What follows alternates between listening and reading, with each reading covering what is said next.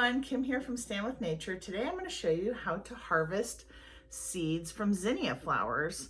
Zinnia flowers are awesome because not only do they get really beautiful blooms and so many different shades of colors, they are also really good for pollinators. I have tons of these in our garden and we get lots of bees and butterflies and all kinds of fun stuff coming to visit the flowers. And they come in lots of shapes as well. You get kind of more of a closed style of flower, or you can have more of an open one. There's all different shapes and sizes to the zinnias. So let me go ahead and show you how to harvest the seeds. It's extremely easy and a wonderful way to share seeds with friends and family. All right, so what you're going to do first is go through your garden and find any zinnia flowers that are ready to be cut off. Now, the best way to determine that is as soon as you start to see coloration loss, as you can see, it's not all vibrant. There's lots of spotty areas or browning. That's when you're ready to cut the flower heads off. So I'll usually cut the stem down to where the next growth or bud is going to be happening, and I'll take my trimming scissors and I'll just cut at the very top of the flower so that we have it like that. And then I'll just leave it to dry. So I'll just cut all my flowers like that, right at the neck of the flower, and just set them out to dry. And I'll set them on a plate, typically like this. I just go to the store and get these plastic plates or melamine plates.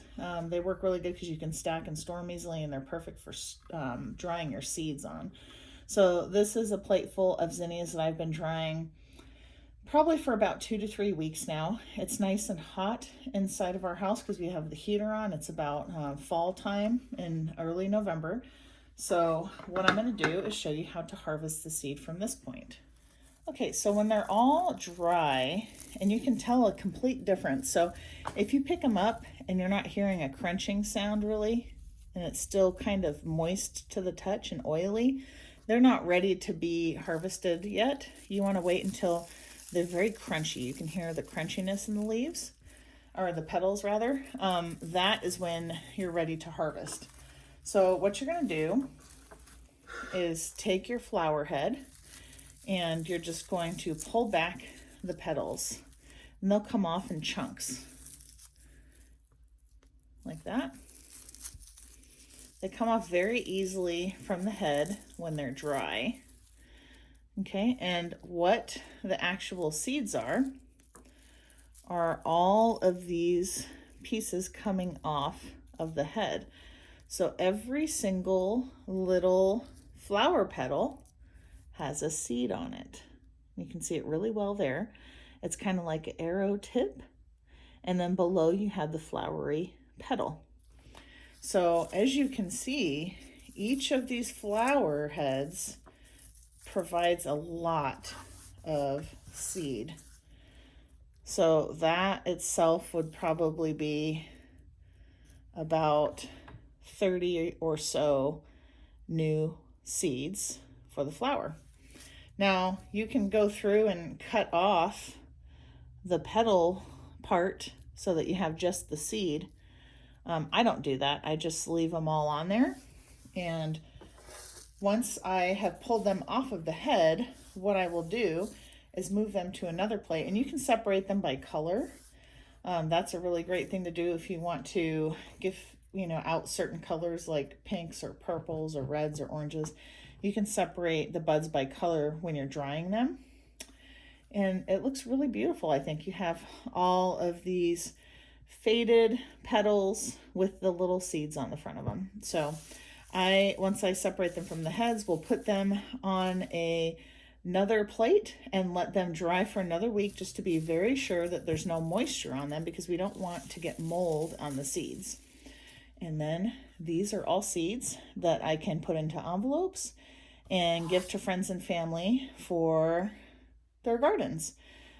It's a wonderful thing to do at the end of the year when you're harvesting. You can make little wonderful seed packets and give them out for the holidays along with baked goods. It's a nice little gift to give someone seeds for their garden in the spring. So that is how you harvest zinnias. It's very easy to do, and you get so many flowers from one bud. That bud that I just showed you was about that big. This is an even bigger one. So you can see how quickly you can harvest a lot of seeds and share them with others.